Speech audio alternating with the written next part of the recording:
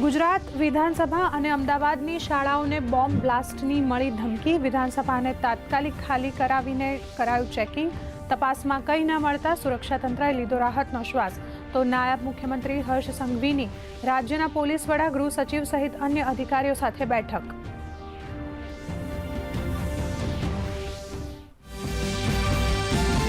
વિધાનસભામાં પ્રશ્નોત્તરી કાળથી શરૂઆત. આરોગ્ય વિભાગને 25,403 કરોડના બજેટની ફાળવણી.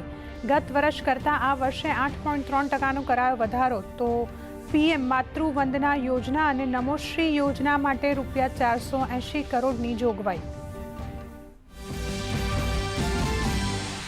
મુખ્યમંત્રી ભૂપેન્દ્ર પટેલ આજે ગાંધીનગરથી 182 એસટી બસનું કરશે લોકાર્પણ. 182 મત વિસ્તારમાં જૂની બસોની જગ્યાએ મુકાશે નવી બસ.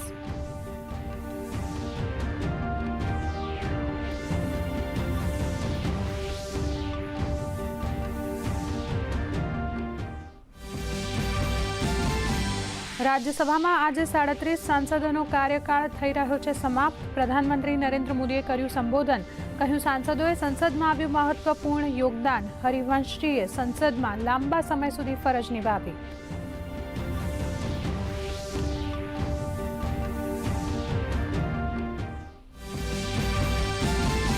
લોકસભામાં કેન્દ્રીય ઉપભોક્તા કાર્યમંત્રી પ્રહલાદ જોશીએ પૂરક પ્રશ્નોના આપ્યા જવાબ. કહ્યું, ઈ-કોમર્સ પ્લેટફોર્મ દ્વારા થતી ગેરરીતિઓ બદલ સીસીપીએ દ્વારા 997 નોટિસ ફટકારાઈ અને ગ્રાહકોને ₹1,440 કરોડનું અપાવ્યું રિફંડ. એલપીજીની સંગ્રહખોરી બાબતે સરકારનું આકરું વલણ. દિલ્હી, ગોવા, ઉત્તર પ્રદેશ, જમ્મુ કાશ્મીર, કેરળમ, મધ્યપ્રદેશમાં કાર્યવાહી. 12,000થી વધુ દરોડા તો 15,000થી વધુ સિલિન્ડર જપ્ત. દેશમાં એલપીજીનો જરૂરી માત્રામાં જથ્થો ઉપલબ્ધ તો રાજ્યોને તાત્કાલિક ધોરણે પીએનજી કનેક્શનની મંજૂરી આપવા સૂચના. હવાઈ ભાડા બાબતે સરકારનું કડકાઈ ભર્યું વલણ. કોઈપણ ફ્લાઇટમાં ઓછામાં ઓછી 60% સીટ ઉપર નહીં વસૂલાય વધારાની ફી.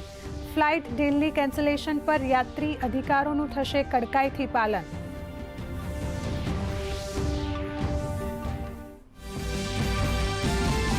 ઈરાને સુરક્ષા પ્રમુખ અલી લારીજાનીના મોતનો લીધો બદલો. ઇઝરાયલ પર મિસાઇલથી કર્યો હુમલો તો ક્લસ્ટર વોર હેડથી તેલ અવીવ પર હુમલો.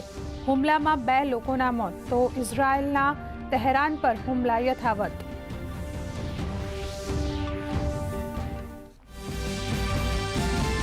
ભારતીય શેર બજારમાં આજે હકારાત્મક કારોબાર. બીએસઈ સેન્સેક્સમાં 600 પોઈન્ટનો અને નિફ્ટીમાં 100થી વધુ પોઈન્ટનો વધારો. આંતરરાષ્ટ્રીય બજારમાં ક્રૂડ ઓઇલના ભાવમાં પણ વધારો તો સોના ચાંદીના ભાવમાં જોવા મળી રહ્યો છે ઘટાડો.